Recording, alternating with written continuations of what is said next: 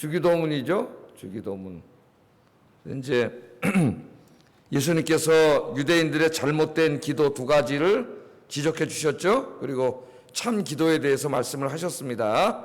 그래서 어제 사람에게 보이려고 기도하지 말고, 두 번째는 중언부언하는 기도하지 마라, 그렇게 말씀을 했죠. 기도는 한 분 하나님께 집중해서 하나님만 바라보고 기도하는 거고, 두 번째는 내가 하나님께 구하는 기도 제목을 분명히 가지고 정신 똑바로 차려서 간절하게 기도하는 거다, 그렇게 예수님 가르쳐 주셨어요. 그리고 이제 그럼 도대체 예수님의 제자들은 어떻게 기도해야 되느냐, 이걸 구체적으로 가르쳐 주신 게 우리가 지금 읽은 9절에서 13절까지 이 말씀입니다. 그게 주기도문이라고 우리가 그렇죠. 주님께서 가르쳐 주신 기도, 주기도문입니다.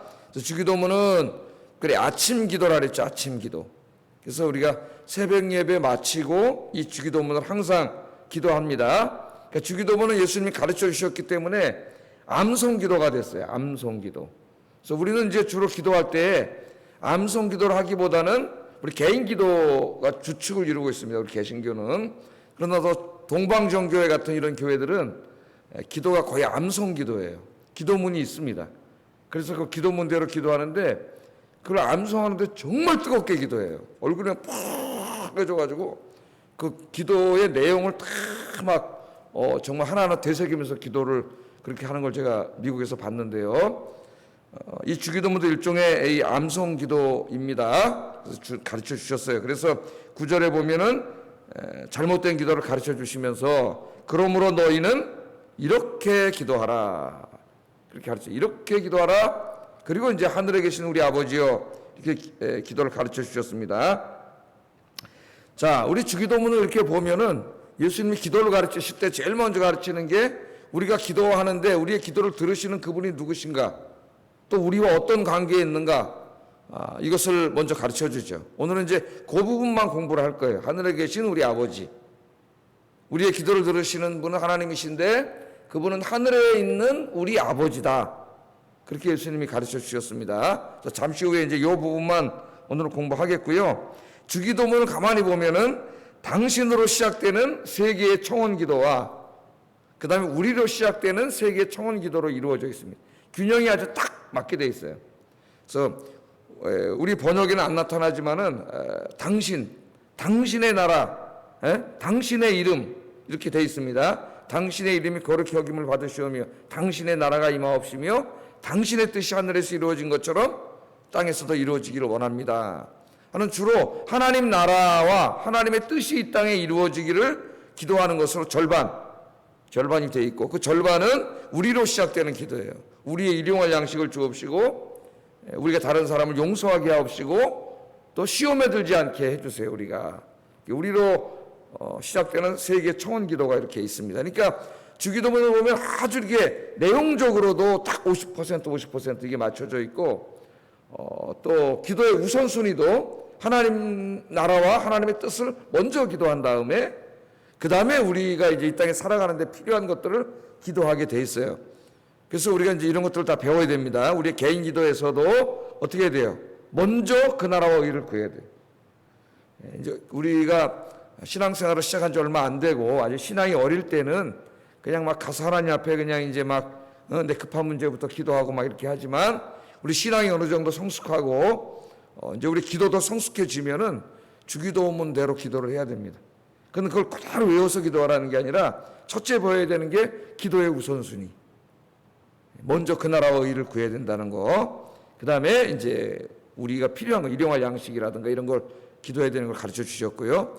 두 번째는 기도의 우선순위만 딱 정해져 맞는다고 되는 게 아니에요. 기도하는 그 내용도 절반이에요. 예? 그 우선순위만 하면 된다 그래가지고 하나님 아버지 해주세요, 하나님 나라 임하게 해주세요, 이렇게 한 1분 기도해 놓고 나머지 그냥 다 그냥 자기 기도하면 이게 균형이 안 맞죠. 그래서 하나님 나라를 위한 기도와 나를 위한 기도가 균형을 이루어야 된다. 이것도 우리 예수님께서 가르쳐 주십니다. 주기도문은 단순히 기도만이 아닙니다. 이 주기도문 안에는 예수님의 가르침이 다 여기 뭐라 그래요? 이게 응축돼 있어요. 하나님 나라의 복음이 이 안에 응축되어 있습니다. 그래서 예수 믿고 구원받은 예수님의 제자들이 무엇을 위해서 어떻게 살아가야 되는가를 이 주기도문이 다 가르쳐요. 단지 기도만이 아니라 기도를 하고 그 다음에 두 번째 중요한 게 뭐냐면 이 기도한 대로 내가 살겠습니다 하는 다짐이 주기도문에는 들어가 있습니다. 그러니까 당신의 뜻이 하늘에서 이루어진 것처럼 땅에서도 이루어지기를 원합니다. 또 당신의 나라가 이 땅에 이루어지기를 원합니다. 당신의 이름이 영광받기 원합니다. 이렇게 기도하잖아요. 당신의 이름이 거룩히 여김을 받으시옵고, 그러면 우리가 기도하잖아요. 하나님의 이름이 이 땅에서 영화롭게 되게 해달라고 기도한 걸로 끝나면 안 되고, 그 하나님이 영화롭게 되기 위해서 내가 그렇게 살겠습니다 하는 다짐이 거기 같이 들어가 있는 거예요. 이 기도에는. 이제 그런 것들도 우리가 하나하나 공부할 거예요. 예. 자, 그러면 새벽 기도니까 이제 빨리 한번 본문으로 들어가겠습니다. 자, 제일 먼저 예수님이 가르쳐 주신 것이 우리가 기도하는 하나님이 어떤 분이시고 우리가 어떤 관계에 있는가를 먼저 가르쳐 줍니다. 그러니까 우리가 기도할 때, 오늘도 기도할 때 하나님 아버지 그러잖아요. 저도 이렇게 습관적으로 입에서 나와요. 하나님만 나오는 게 아니라 하나님 아버지, 하늘에 계신 아빠, 이렇게 기도가 나오죠. 근데 우리 예수님이 가르쳐 주셨기 때문에 이제 그걸 배워서 그렇게 기도하는데, 하나님은 누구냐면 하늘에 계신 우리 아버지다. 이걸 먼저 아시는 게 중요하다. 9절 하반절에 보면 너희는 이렇게 기도하라. 그 다음에 하늘에 계신 우리 아버지요. 아버지. 하나님 누구세요? 하늘에 계신 우리 아버지다. 하늘에 계신 우리 아버지. 아빠. 우리 아빠다. 이걸 먼저 알고 기도해야 됩니다. 어떤 다른 종교들처럼 우리와 뭐지 이렇게 다른 어떤 그런 존재만이 아니라 하나님은 하늘에 계신 우리 아버지라. 그렇게 말씀을 하셨어요. 자, 여기에 먼저 중요한 게 하늘입니다. 하늘. 아버지는 아버지인데, 우리 아버지가 여기 계시고 돌아가신 분도 있지만은 하나님은 아버지인데 하늘에 계시다 그렇게 말해요. 하늘에 계시다는 말은 하나님의 초월성을 얘기한다 그랬습니다. 주기도문은 이제 작년에 우리 8월 달에 그 예배를 잠깐 우리 또 가정 예배를 드리고 있을 때에 우리 뭐 했어요? 한 달 동안 2시에 기도 데이트 했잖아요. 기도 데이트에서 생방송으로 설교하고 기도하고 이런 시간을 가져. 그때 제가 주기도문을 좀 자세히 가르쳤었습니다. 자, 하늘은 뭐냐면 하나님의 초월성을 이야기한다. 그래서 초월성. 하나님은 이 우주와 우주의 물리적인 법칙 안에 갇혀 있는 존재가 아닙니다. 만약 우리가 지금 기도하는 하나님, 우리의 기도를 들으시는 하나님이 계신데 그분이 그냥 이 우주 안에 갇힌 존재, 우주의 물리적 법칙 안에 갇힌 존재라고 한다면은 그분은 우리의 문제를 해결할 수가 없어요. 왜? 우리의 모든 문제는 이 우주 안에서 벌어지는 문제고 우주의 이 법칙 안에서 이루어지는 문제들입니다. 그런데 그 안에 갇혀 있는 존재라면은 우리가 다를 바가 없어요, 하나님이. 그러니까 우리의 문제를 해결하시는 전능하신 하나님 될 수 없습니다.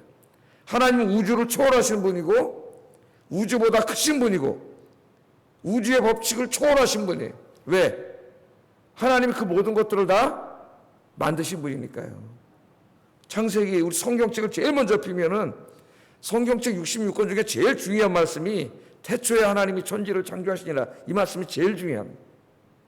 하나님은 이 우주 안에 존재하는 모든 것들을 창조하시는 하나님이시죠. 그러니까 이 창조 세계 안에 하나님 갇혀 있을 리가 없지.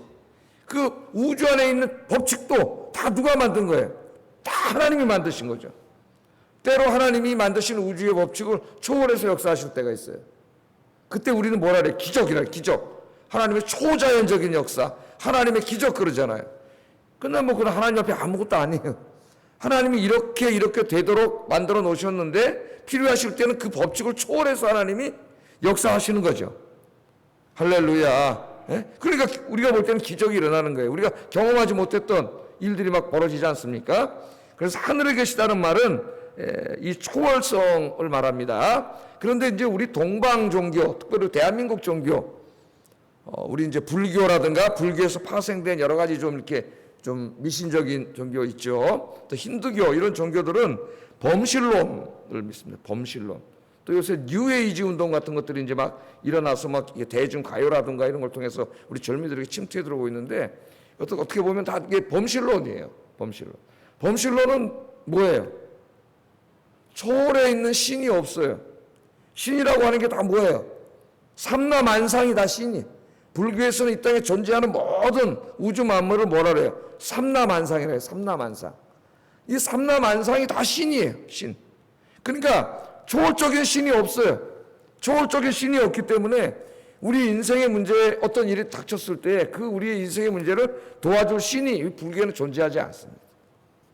그러니까 다 어떻게 해야 돼요? 우리가 스스로 자력으로 구원을 위해서 고행을 하거나 노력을 해야 되고 우리 스스로가 어떤 것을 해야 돼요. 다. 대부분 동양 종교가 다 자력구원 종교입니다. 자력구원 종교.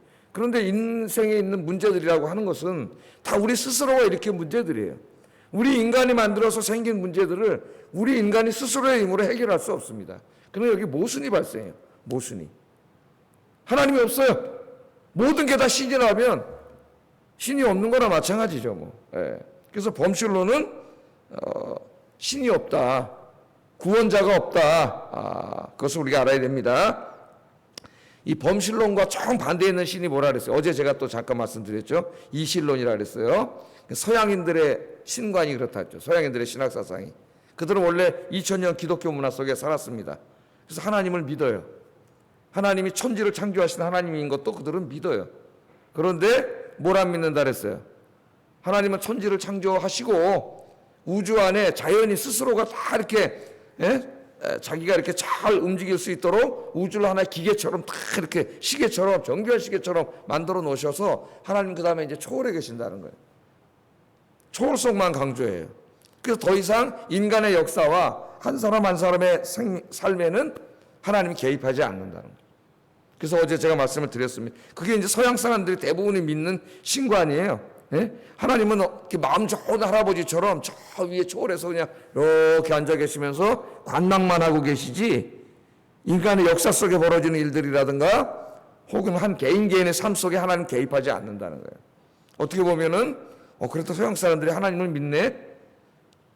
하나님 창조주 하나님을 믿네? 그렇게 생각할 수 있지만 조심해야 됩니다. 하나님이 아무런 개입을 하지 않기 때문에 인간의 역사를 섭리하지 않기 때문에 사실은 없는 거나 마찬가지입니다. 아무 개입도 안 하고 그냥 하나님은 창조만 해놓고 가만히 계시다면은 우리가 아무리 이 땅에서 힘들고 어렵고 도와달라 그래도 도와주지도 않고 하나님 가만히 계시기만 한다면은 그럼 하나님 있으라 말하잖아요. 그거 있으면 뭐해? 없는 거나 마찬가지죠. 그래서 어제 제가 뭐라 그랬어요? 이 신론이 잠시 오면은 불가지론에 빠져요. 이 임마누엘 칸트라고 하는 철학자에 오면은 불가지론에 빠졌다가 그 다음에는 무신론으로 갑니다. 무신론. 그래서 서구 사회가 무신론이 돼버렸어요. 무신론이. 그것을 우리가 알아야 돼요. 그러니까 하나님께서는 초월에도 계시지만은 내재하기도 하세요. 그래서 그 다음에 이제 하나님 우리 아버지라 그러는 거예요. 아버지. 하늘에 계시다는 말은 하나님의 초월성을 이야기하고 내재에 계시다고 하는 아버지라고 하는 말은 그 하나님이 저기 팔짱 끼고 초월만 해 있는 게 아니에요. 우리 아버지이기 때문에 우리를 도와주시려고 항상 우리 곁에 계세요. 그래서 이 철학과 신학에 있어서 제일 어려운 게 하나님의 초월성과 내재성. 하나님은 초월에 계시냐 내재에 계시냐.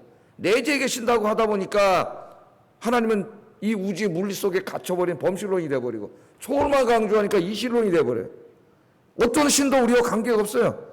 그러나 하나님은 초월에 계시면서 우주를 창조하신 분이기 때문에 전능하시죠. 불가능이 없으신 분이에요. 이 우주 만물을 초월에 계시지만 그냥 저기만 계신 게 아니고 그분은 어떻게 우리와 지금도 함께 계세요. 함께. 2000년 전에는 인간으로 오셨고 지금은 그의 영으로 함께 하셔서 우리의 삶의 현장에 함께 계신다 그랬죠. 근데 어제도 제가 얘기했지만 오늘날 많은 우리 현대 21세기 우리나라 그리스도인들도 입으로는 이신론을 얘기하지 않지만 실제적으로 보면 이신론자들이 많다는 거죠. 조금 자기가 지성적으로 하나님을 연구하고 뭔가 좀 지성적으로 하나님을 만나기를 원한다는 그런 사람들 얘기를 들어보면은 이신론하고 별 차이가 없어요. 그냥 기도도 합니다. 예배도 드려요. 그러나 그 모든 게 어제 유대인들처럼 형식화되고 종교의식화된 기도일 뿐이에요. 진짜 기도하면은 하나님이 찾아오셔가지고 내 기도를 다 들으시고 그 기도에 하나님 간섭하셔서 일을 이루어 주시고 내 병도 고쳐주시고 문제도 해결해 주시고 인간의 불의한 역사도 바로잡으시고 악한 자들을 심판하시고 의로운 자는 구원하시고 이런 것을 믿지 않습니다. 그 어떤 의사가 그랬다래요. 아이, 목사님들 기도하면 하나님 치유하신다는 말 제발 좀 설교하지 마세요. 그래서 사람들이 그 말 믿고 병원에 잘 안 온다. 그런다는 거예요. 예? 이거 정기검사도 안 받고 그런다는 거예요. 참 한편으로 좀 씁쓸하고 안타까웠습니다. 물론 하나님은 의사를 통해서 치유하시는 게 보편적인 방법이에요. 그래서 우리 그리스도인들도 아프면 병원에 가고 저도 갑니다. 그래, 그것도 하나님의 은혜예요. 은혜. 과학과 의술을 발전시켜서 치유하시는데, 그러나 21세기 지금도 여전히 하나님은 직접 고치기도 하세요. 직접 치료하기도 하세요. 그걸 한 번도 경험해보지 못했기 때문에, 그런 하나님을 인생에 만나보지 못했기 때문에 그따구 소리 하는 거예요. 신앙생활을 제대로 하지 않으면서 자기가. 예? 기도 속에서 한 번 하나님 만나보지도 않았으면서. 제가 기도할 때마다 얘기하는 게 어느 주교의 기도라는 단편소설 얘기하잖아요. 예? 그 얼마나 웃기는 얘기입니까? 주교가 이신론자야. 입으로는 여기서 하나님을 설교하는데 자기가 기도할 때는 진짜 하나님이 찾아오신다는 걸 믿질 않아요. 그러니까 맨날 7시 정해진 시간에 주교니까 체면이 있으니까 여기 새벽기도 제가 나오듯이 나와서 기도는 해요. 그 어느 날도 7시에 나와서 기도하는데 하나님 저 왔습니다 하니까 하나님이 오냐 너 왔냐 그랬더니 심장마비로 죽었다 그러잖아요. 그 소설이 그게 다 보여주는 거예요. 그 종교의 현실을. 그게 주교였다는 거예요. 자기가 기도했지만 진짜 하나님이 응답하신다는 그건 믿지도 않았어. 그냥 기도하고 마치 그냥 명상하는 것처럼 와서 앉아 있었던 거예요. 정말 자기가 살아계신 하나님 앞에 기도한다고 생각하지 않은 거예요. 이게 얼마나 한심합니까? 오늘 많은 그리스도인들이 별로 하나님에 대한 기대가 없습니다. 기대하지 않아요. 그러니까 기도가 어제 유대인들처럼 다 형식화되고 종교의식화되고 그냥 중언부언하고 졸다가 끄떡끄떡 졸다가 잡생각하다가 그냥 가버리는 거예요. 여러분 정말 전능하신 하나님이 여기 내 앞에 계시고 그분 앞에 내 형편을 아뢰면 그분이 이 문제를 해결해 준다는 그걸 믿는 사람은 이 기도의 시간은 정말 어제 제가 말씀드린 것처럼 가슴 설레는 시간이죠. 가장 황홀한 시간이고 가장 행복한 시간이지만 그걸 믿지 않는 사람은 눈 감으면 잠밖에 안 오는 거예요. 잠년밖에 안 드는 거죠. 그냥 눈 감고 있는데 뭐가 있겠어요 여기에. 그게 하루 이틀 되다 보면은 그 신앙이 습관이 돼버려요. 마귀가 그걸 습관화시키기 때문에 평생 동안 기도하지 못합니다. 눈은 감고 앉아있지만 한 번도 살아계신 하나님 체험해보지 못해요. 하나님이 나와 함께 계심을 만나보지도 못하는 정말 불행하고 불쌍한 사람이 되는 거예요. 우리가 믿는 하나님은 창조주 하나님이에요. 이 우주 만물을 초월해 계신 하나님. 예? 이 우주를 창조하시고 우주의 법칙을 다 만드신 분. 그래서 이사야서에 보면은 이 하나님은 우주를 뼘으로 잰다 그랬죠. 이사야 공부할 때 배웠잖아요. 바닷물도 하나님의 손에 한 방울의 물방울밖에 되지 않는다 그랬어요.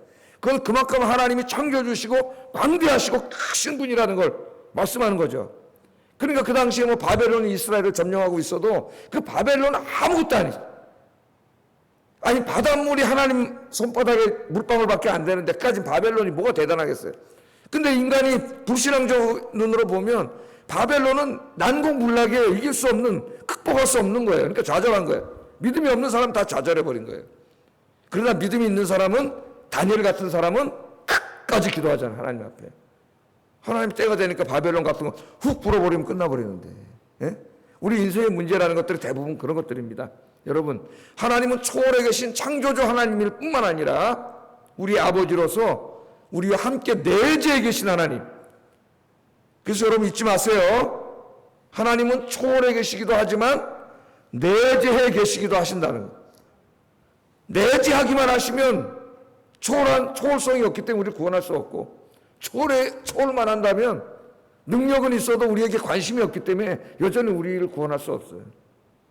그래서 우리 기독교 신학 신론의 제일 중요한 게 하나님은 초월해 계시면서 내재해 계신다는 거. 이게 하나님의 은혜입니다, 여러분. 그 창조주 하나님, 저는 어쩔 때 기도하다 보면은 바깥에서 이제 이렇게 한강이라는 데 기도하다 보면은 진짜 이 광활한 우주를 창조하신 이 우주는 하나님 앞에 손바닥밖에 안 되잖아요. 예? 이 우주는 우리가 지금 이 지름이 얼마인지도 모르는데, 이 끝이 얼마인지도 모르는데, 지름은 고사하고 자기 우리 눈에 보이는 별이, 어떤 별은 빛의 속도로 1억 년을 가야 되는데 1억 년. 빛이 1초에 지구를 7바퀴 반 도는 속도인데요. 그 속도로 1억 년을 가야 가는 별이 따르잖아요. 그럼 도대체 지름은 어디 있는 거예요? 이 광활한 우주를 창조하신 하나님께 기도하다가 진짜 너무 감격해버리는 거죠. 야, 이 하나님 앞에 지구라고 하는 별은 저기 먼지도 안 되는데, 그 먼지도 안 되는데 저기 아세아 조그만 동방, 저 대한민국 꼭 서울 마포구 저 창전동 저기 사는 놈 나 아닙니까? 예?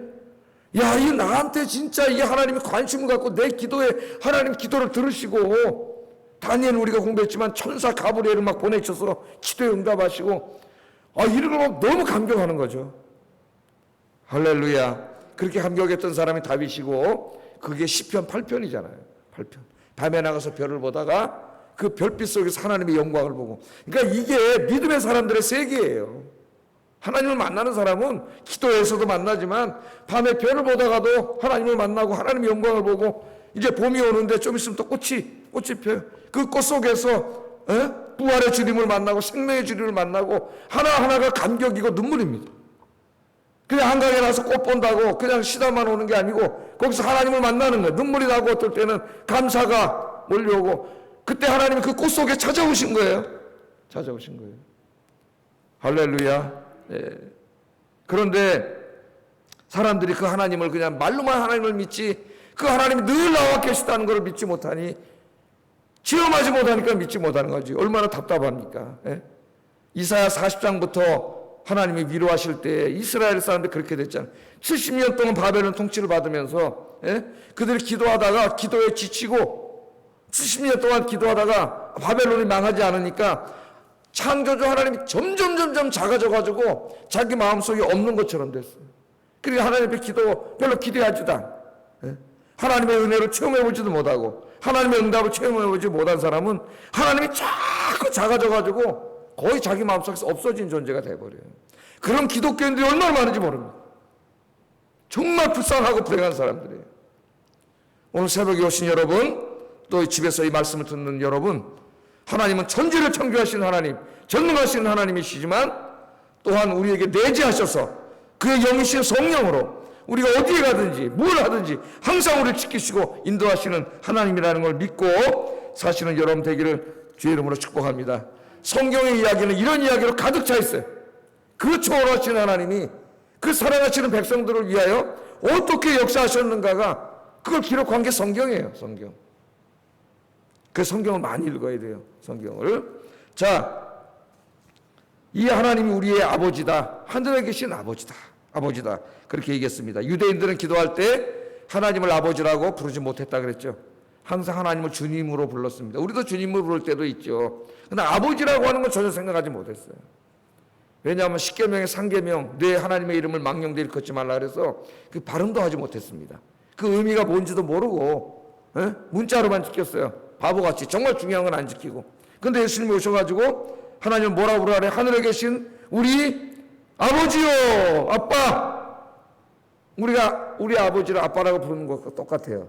기도는 내 인생에 필요한 것들을 하나님께 청원하는 겁니다. 가장 중요한 의미가 부탁하는 거예요. 우리 어렸을 때 학용품 필요하면 어떻게 엄마 아버지한테 가서 아빠 엄마 나 이거 연필 사야 돼 돈 주세요. 그럼 엄마 아빠가 연필값 주잖아요.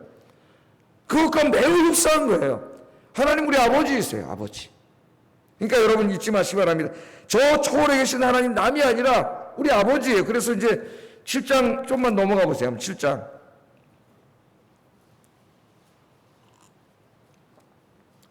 7절부터 보면은 그 유명한 기도가 나오죠. 구하라 그러면 너에게 주실 것이요 찾으라 그리하면 찾아낼 것이요 문을 두드려 그리하면 너에게 열릴 것이니 구하는 이마다 받을 것이요 찾는 이가 찾아낼 것이요 두드리는 이에게 열릴 것이니라. 다 기도에 대한 은유입니다.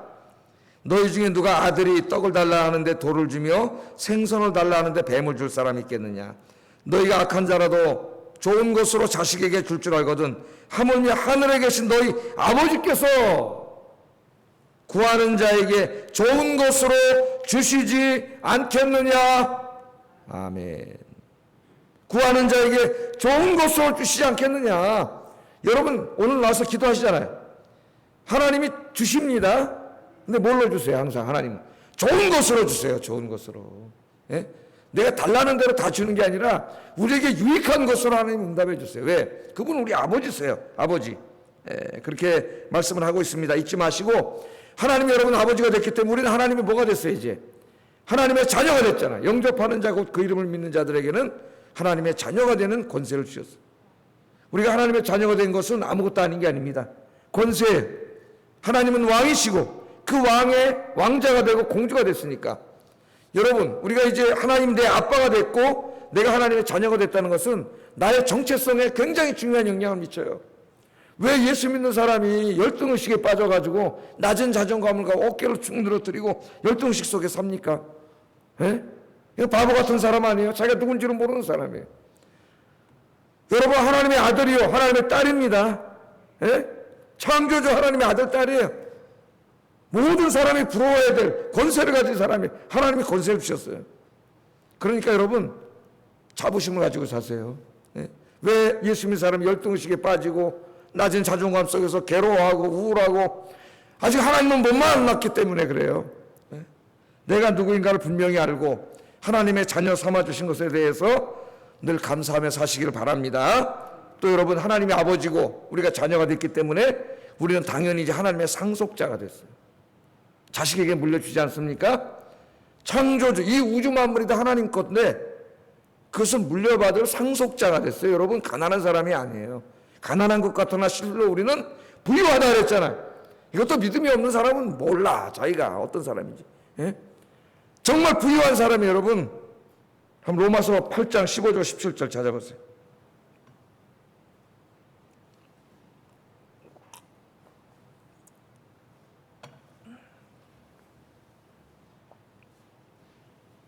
(15절) (17절) 읽어보겠습니다. 시작. 무소하는 종의 영을 받지 아니하고 양자의 영을 받았으므로 우리가 아빠 아버지라고 부르짖느니라. 성령이 친히 우리의 영과 더불어 우리가 하나님의 자녀인 것을 증언하시나니 자녀이면 또한 상속자 곧 하나님의 상속자요 그리스도와 함께한 상속자니 우리가 그와 함께 영광을 받기 위하여 고난도 함께 받아야 할 것이니라. 여러분, 누구라고요? 하나님의 상속자가 됐습니다. 하나님의 자식이에요. 그리스도와 함께한 상속자라 그랬으니까 예수 그리스도와 함께 동등한 그 자리에 처해 있는 하나님의 자녀다 그 말이에요. 하나님의 자녀. 그래서 상속자예요. 상속자. 지금은 아무것도 없어도 이 땅에 집 한 채 없고 땅 한 평 없어도 괜찮아요. 이건 조금 살다 죽을 거 아닙니까? 이거 몇 년 더 살 거예요. 이제 영원한 나라에서 우리가 하나님 나라의 마음이 거기서 부활해가지고 영원히 사는데 그 땅에서 하나님이 우리에게 다 준비해 놓으셨어요. 그러니까 잠깐 동안에 좀 돈 없다고 뭐 기죽고 위축되고 뭐 이렇게 살지 마세요. 여러분, 하나님 앞에 물려받을 게 많습니다. 여러분, 그러니까 그 하나님의 나라 바라보며 사시는 여러분 되길 주의 이름으로 축복합니다. 그런데 여기 상속받는다는 것은 이제 미래의 하나님의 나라를 상속받지만 그 미래에 있는 것만 아니에요. 그것도 약속을 이미 받았어요. 제일 큰 축복이죠. 그러나 지금 그 미래에 받을 축복을 하나님 지금 여기서도 상속해 주세요. 이 땅에 사는 동안도 가불해서 상속해 주신다니까. 그래서 김세현 교수는 그의 주기도문 책에서 이 부분을 이렇게 주석을 합니다. 상속받는다는 것은 결코 모자람이 없는 그 하나님의 부여를 내가 끌어쓸 수 있다는 것입니다. 피조물인 우리가 창조주인 하나님의 부여함을 끌어쓰고자 하는 행위, 그것이 기도입니다. 기도가 뭐예요? 하나님의 나라의 풍요함을 우리가 미래에 상속받는데 지금 여기서도 사는데 필요하잖아요. 그 기도 이제 좀 이따 공부할 거잖아요. 우리 일용할 양식을 위해서. 예? 필요해요. 이 땅에 내가 50년을 살든 앞으로 제가 뭐 지금 이제 60이 다 됐는데 뭐 앞으로 20년, 30년 살든 모르지만 이 땅에 살 때도 뭐 있어야 살지. 굶고 살 수는 없잖아요. 집이 있어야 살지. 집 없이 어떻게 살아, 이 사람이. 그러니까 이것에 대해서 우리가 그 미래에 하나님 준비하신 그 부요함, 하나님의 창고에는 부족함이 없어요. 다함이 없고. 그걸 지금 여기서 미리 끌어다가 쓴다. 그걸 미리 끌어다가 쓰는 행위가 뭐냐면 기도야, 기도, 여러분. 예? 우리가 하나님 아버지께 기도하면은 하나님이 주려고 잔뜩 준비해 놓으신 저 하늘에 있는 것들을 지금 이 땅에 사는 동안 주신다는 거예요. 그래서 그 다음에 이제 우리로 시작되는 그 청혼 기도가 나오는 거예요. 일용할 양식을 달라고 하는 기도가 거기서 나오는 거예요. 그러니까 여러분 고아가 아니고 여러분 아버지가 있다니까요. 하나님 아버지가 계신데 그 하나님 아버지는 부족한 게 없으신 분이에요. 무한히 가지고 계신 분이에요. 기도는 뭐냐? 그 무한히 가지고 계신 아버지 하나님 옆에 나가서 내 없는 것들을 하나님께 다 아뢰고 그 아버지께 청원하는 게 기도예요. 기도. 그렇게 기도하면 하나님이 주신다는 거예요. 그게 주기도문의 약속입니다. 여러분이 기도를 통하여 이 기도를 통하여 하나님의 부요함을 이 땅에서도 다 여러분 끌어다가 쓸 수 있는 여러분 되기를 주의 이름으로 축복합니다. 이 외에도 우리가 하나님의 자녀됨에 있어서는 하나님의 자녀다운 삶이라든가 많은 주제가 있지만은 새벽이니까 하지 않겠습니다. 여기까지만 하겠습니다. 기도하겠습니다.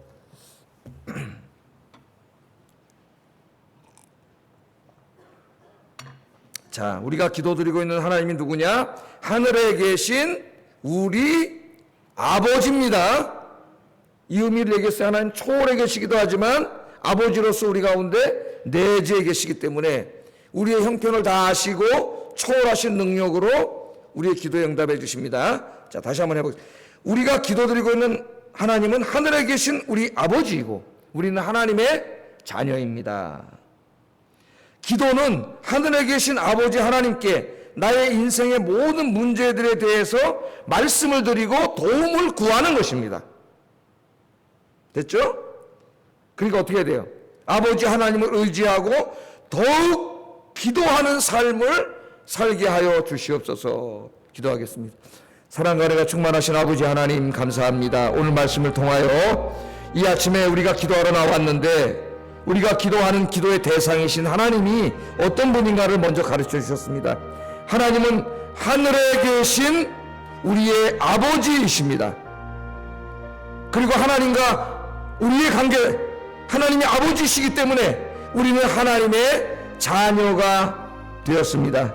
기도는 무엇입니까? 하늘에 계신 우리 아버지께 우리의 형편과 처지를 다 말씀드리고 필요한 것들을 청원하는 것이 기도라고 주님 우리에게 가르쳐 주셨습니다. 하나님은 부족함이 없습니다. 다함이 없습니다. 하늘의 창고에는 무한히 많은 풍성한 것들이 있습니다. 미래에 하나님께서 그것들을 우리에게 다 주실 것이지만 이 땅에 사는 동안도 일용할 양식이 필요하고 육신을 입고 살아가는 동안 그 모든 육신의 필요가 필요하다는 것을 아버지이기 때문에 아십니다. 그래서 우리가 아버지 하나님께 나와 기도하면 하나님께서는 그 하늘의 풍성한 것들을 지금 이 땅에 사는 동안도 우리에게 주신다고 우리 주님이 약속해 주셨습니다. 우리가 어떻게 해야 되겠습니까? 우리 남은 인생 하나님 아버지를 더욱 의지하고 더욱 많이 기도하여 하나님의 공급하심의 은혜를 늘 체험하며 사는 저희들이 되게 하여 주시옵소서. 예수님 이름으로 기도드립니다. 아멘. 하늘에 계신 우리 아버지요